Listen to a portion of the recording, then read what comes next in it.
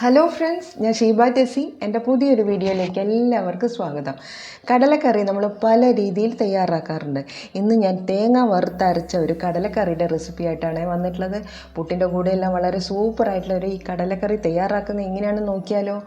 ഒരു കപ്പ് കടല ഏകദേശം 6-7 മണിക്കൂർ നേരം കുതിർത്തെടുത്തതാണ്. ഇത് ഞാൻ കുക്കറിലേക്ക് ചേർത്ത് കൊടുക്കുന്നുണ്ട്.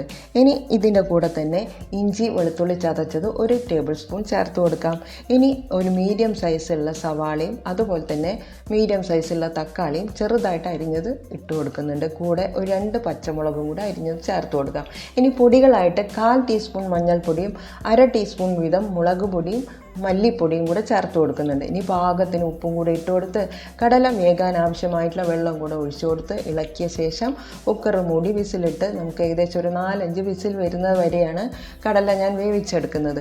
ഇനി കടല വേകുന്ന സമയം കൊണ്ട് നമുക്ക് തേങ്ങ വറുത്തെടുക്കാം. ഇതിനായിട്ട് 1 കപ്പ് നേക്കാൾ കുറച്ചുകൂടെ കൂടുതൽ തേങ്ങ എടുത്തിട്ടുണ്ട്. ഇനി അതിലേക്ക് 1/4 ടീസ്പൂൺ കുരുമുളകും കുറച്ച് കറിവേപ്പിലയും കൂടി ഇട്ട് കൊടുത്ത് ഇത് നമുക്ക് നന്നായിട്ടൊന്ന് വറുത്തെടുക്കണം. ഈ വറുക്കാനുള്ള തേങ്ങ ചിരകിയെടുക്കുമ്പോൾ ശ്രദ്ധിക്കണം, ഈ തേങ്ങയുടെ തരികളെല്ലാം ഒരേ വലുപ്പമുള്ളതായിരിക്കണം. അല്ലെങ്കിൽ വറുത്തെടുത്ത് കഴിയുമ്പോൾ ചിലതെല്ലാം അതിൻ്റെ ഫ്രൈ കൂടുതലും ചിലതിനെല്ലാം വറവ് കുറവുമായിരിക്കും.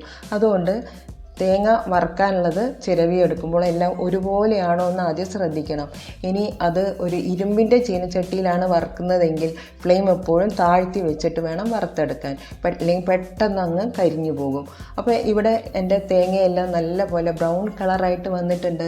ഇനി ഫ്ലെയിം അങ്ങ് താഴ്ത്തി വെച്ച് നല്ല പോലെ അങ്ങ് താഴ്ത്തി വെച്ചിട്ട് വേണം ബാക്കി സമയം കുറച്ചുകൂടി അതിന് ഒന്ന് ഫ്രൈ ആയിട്ട് വരാനുണ്ട്.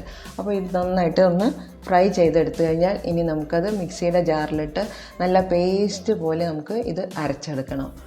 ഇപ്പോൾ ഞാനിവിടെ ഫ്ലെയിം ഓഫാക്കിയിട്ടാണ് ഇവിടെ ഇത് ഇളക്കി കൊടുത്തുകൊണ്ട് ഇരിക്കുന്നത്. അപ്പോൾ ഇതുപോലെ വേണം നിങ്ങൾ തേങ്ങ വറുത്തെടുക്കാൻ. ഇനി ഫ്ലെയിം ഓഫാക്കിയ ശേഷമാണ് ഇനി ബാക്കി ഇതിലേക്കുള്ള പൊടികളെല്ലാം ഞാൻ ചേർത്ത് കൊടുക്കുന്നത്. ഇനി 1/4 ടീസ്പൂൺ മഞ്ഞൾപ്പൊടി വീണ്ടും ഞാൻ ചേർത്ത് കൊടുക്കുന്നുണ്ട്. 1/2 ടീസ്പൂൺ മുളക് പൊടിയും 1/2 ടീസ്പൂൺ മല്ലിപ്പൊടിയും കൂടെ ഞാൻ ചേർത്ത് കൊടുത്തിട്ടുണ്ട്. ഇനി ഒന്നുകൂടെ ആ പൊടികളുടെ ആ ചുവയൊന്ന് പോകാൻ വേണ്ടി തേങ്ങയുടെ കൂടെ ഒന്നുകൂടെ നമുക്കൊന്ന് ഇളക്കി കൊടുക്കാം. ഇനി ഇത് തണുക്കാനായിട്ട് നമ്മൾ മാറ്റി വയ്ക്കണം. തണുത്ത ശേഷമാണത് മിക്സിയുടെ ജാറിലേക്ക് ഇട്ട് കൊടുത്ത് നല്ല പേസ്റ്റായിട്ട് അരച്ചെടുക്കുന്നത്. അപ്പോൾ തേങ്ങ വറുത്തെടുക്കുമ്പോൾ അത് കരിഞ്ഞു പോകാതെ എടുത്തെങ്കിൽ മാത്രമേ കറിക്ക് നല്ല ടേസ്റ്റ് ഉണ്ടാവുകയുള്ളൂ. അപ്പോൾ ഞാനിവിടെ വറുത്തെടുത്ത തേങ്ങ നല്ല പേസ്റ്റാക്കി അരച്ചെടുത്ത് കൊണ്ടുവന്നിട്ടുണ്ട്. ഇപ്പോൾ കടലയും നന്നായിട്ട് വെന്ത് വന്നിട്ടുണ്ട്. ഇത് ഞാൻ ആ വീഡിയോ എടുക്കാനുള്ള സൗകര്യത്തിന് വേണ്ടിയിട്ടാണ് കുക്കറിൽ നിന്നും ഞാൻ ഈ കടായിലേക്ക് കടല ഞാൻ മാറ്റിയിട്ടുള്ളത്. ഇനി അരച്ചെടുത്ത് കൊണ്ടുവന്ന ആ വറുത്ത തേങ്ങയുടെ കൂട്ട് നമുക്ക് അതിലേക്ക് ഒഴിച്ചു കൊടുക്കാം. ഇത് പുട്ടിൻ്റെ കൂടെ മാത്രമല്ല, നമുക്കത് ചപ്പാത്തിക്കും ദോശയ്ക്കും ഇഡ്ഡലിക്കും എല്ലാം ഈ കറി ഇഷ്ടപ്പെടുന്ന ആളുകളുണ്ട്. ചില പ്രദേശങ്ങളിൽ ഇഡ്ഡലിയുടെ കൂടെ കടലക്കറി കഴിക്കുന്നവരെ ഞാൻ കണ്ടിട്ടുണ്ട്. അപ്പോൾ ഇതിനെല്ലാം ഈ വറുത്തരച്ച കടലക്കറി സൂപ്പറാണ്. അപ്പോൾ ഇനി ആ കറി അതിലൊന്ന് കിടന്ന് ഒരു 3-4 മിനിറ്റ് നേരം കൂടെ ഒന്ന് തിളയ്ക്കണം. അത് മീഡിയം ഫ്ലെയിമിലിട്ട് തിളച്ചാൽ മതി. മിക്സിയുടെ ജാറ് കഴുകിയ വെള്ളം കൂടെ അതിലേക്ക് ഒഴിച്ചു കൊടുക്കുന്നുണ്ട്. ഉപ്പ് ലേശം കുറവാണെന്ന് എനിക്ക് തോന്നി, അതുകൊണ്ട് പാകത്തിന് ഒരു നുള്ളു ഉപ്പും കൂടെ ഞാൻ അതിലേക്ക് ഇട്ട് കൊടുത്തിട്ടുണ്ട്. ഇപ്പോൾ കടലക്കറി എല്ലാം തിളച്ച് ആ അരപ്പെല്ലാം ആ കടലയിലേക്ക് നന്നായിട്ട് മിക്സ് ആയിട്ടുണ്ട്. നല്ല കുറുകിയ ചാറായിട്ട് എനിക്കിവിടെ കിട്ടിയിട്ടുണ്ട്.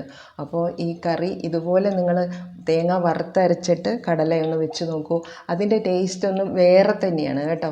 ഇനി കറി ഇവിടെ ഓഫാക്കിയ ശേഷം ഇതിലേക്ക് നമുക്ക് താളിച്ചിടാം. അതിനായിട്ട് ചൂടായ എണ്ണയിലേക്ക് കടുകും അതുപോലെ വറ്റൽമുളകും ചുവന്നുള്ളി അരിഞ്ഞതും കറിവേപ്പിലയും കൂടെ ഇട്ട് കൊടുക്കണം. ഇതൊന്ന് വഴറ്റിയെടുത്ത ശേഷം ആ തിളയ്ക്കുന്ന കടലക്കറിയിലേക്ക് നമുക്ക് അങ്ങ് ഒഴിച്ചു കൊടുക്കാം. അപ്പോൾ കറിയുടെ ടേസ്റ്റിൻ്റെ ലെവൽ തന്നെ അങ്ങ് മാറും.